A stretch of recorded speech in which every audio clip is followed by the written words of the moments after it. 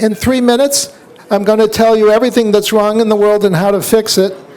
In particular, I'm going to take the theme of the evening, this wonderful book on never giving an inch, and I'm going to give you 4 examples in America, 4 examples in Israel of where our future leaders should never give an inch. Just to put in perspective this wonderful book. So let's look at the U.S. Let's look at 4 existential risks facing the United States. Iran and China, I'm putting them together because I'm running out of time. Iran and China represent an existential threat to America. Iran has promised to kill everyone in America. Death to America, I think, means genocide to America. And China has promised to take over the world and make us their slaves. So those are existential threats, a good example of when to never give an inch. But let me give you 2 other examples. Our border. Our border is open. We're being invaded as we speak by at least 3 million people a year from 160 different countries. This is an existential threat to America. The border has to be closed immediately. Let me give you a 3rd example. Anti-Semitism. Anti-Semitism is an existential threat to Jews. The Christians don't understand this, but anti-Semitism is an existential threat to Christians. Because the anti-Semites aren't after the Jews. The Jews just are in the way. They're after the Christians. There's 2 billion Christians in the world. There's 16 or 17 million Jews. Jews are not the issue. Anti-Semitism, the bullseye, are the Christians.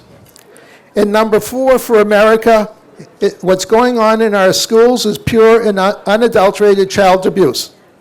This is modern day pagan child sacrifice.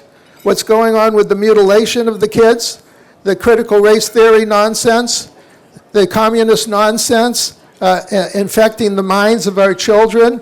This is pure child abuse, and we're going to have to arrest thousands of teachers and administrators before this is over. Let's go to Israel. Let me give you 4 existential threats for Israel. Iran, obviously, is an existential threat to Israel. They promised to kill everyone in Israel, as well as in America. Obviously, someone's got to do something, and so far no one's come up to the job. Number 2, in Israel, existential threat is the Supreme Court.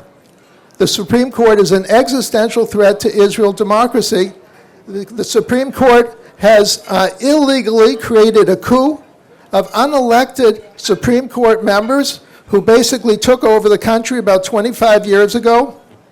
And the current Netanyahu administration has to fix this, or Israel will never have a prime minister for the rest of its existence. The prime minister will be the Supreme Court. Number 3 for Israel, Area C. 60% of Judea and Samaria is Area C.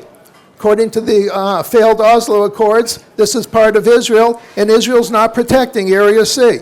And the EU and the Arabs are illegally invading Area C. All those illegal housing has to be destroyed as fast as possible.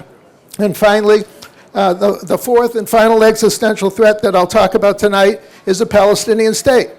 A Palestinian state will be taken over by Iran within seconds, and there'll be missiles from Iran pointing at Jerusalem and Tel Aviv.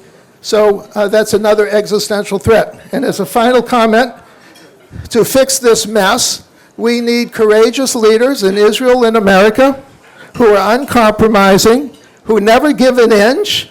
And it's great to see one of the few historical and future leaders who knows when to never give an inch.